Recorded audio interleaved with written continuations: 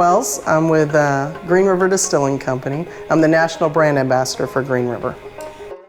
It's a brand that started in 1885, was really widely advertised, was the official whiskey of the United States Marine Hospital pre-Prohibition, but unfortunately in 1918 it burned entirely to the ground in 3 hours.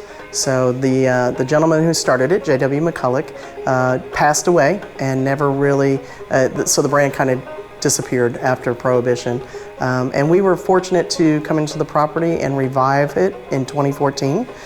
Started producing in 2016 and released our first expression of Green River in 2022. So we walked through the whole distillery.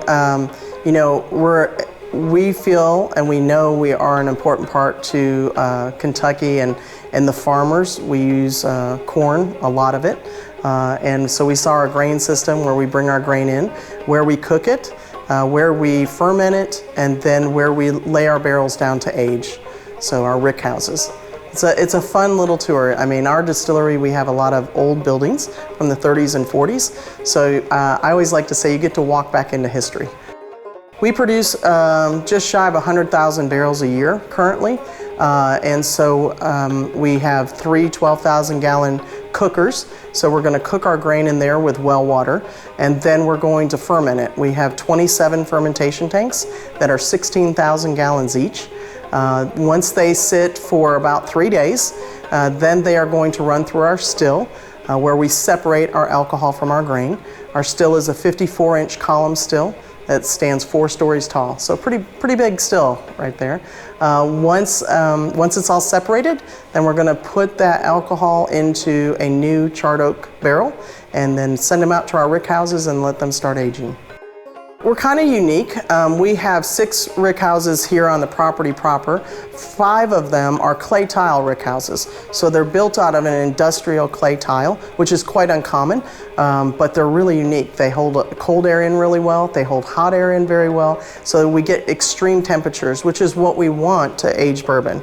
We want the cold to pull it out of the wood, and we want the heat to push it into the wood. And that whole effect gives us our good caramel colors and a lot of our good flavors that end up in the bourbon.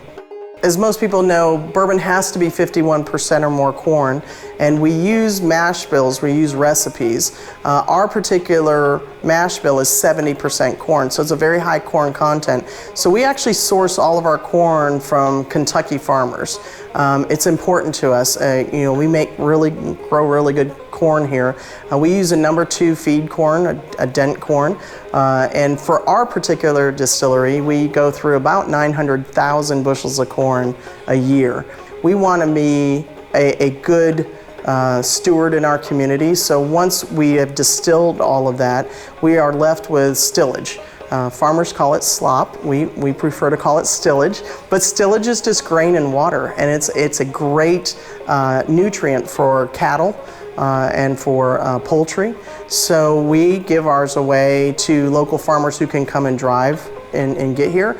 And we also use a company that actually picks it up. We pay them, and then it takes it to the farmers for free. Back in the day, pre-Prohibition, Owensboro was huge for distilleries. We had 22 active distilleries pre-Prohibition. And so after Prohibition, most of them went away. So it was important when we got Green River back up and running to show the world, not just Owensboro and the state of Kentucky, but to show the world that we make really good bourbon here. And we wanted to do things to show people that. So with Romp, it was pretty exciting. We took unfilled barrels and took them out, let people sign them at each year. And then brought them back to the distillery, filled them up, and let them go sit in the rick house. So this is going to be the inaugural year of a first release of a Romp barrel that's be a single barrel for Romp. So it's kind of a fun time I'm excited. Plus, it's the 20th anniversary of Romp. So it kind of brings everything together.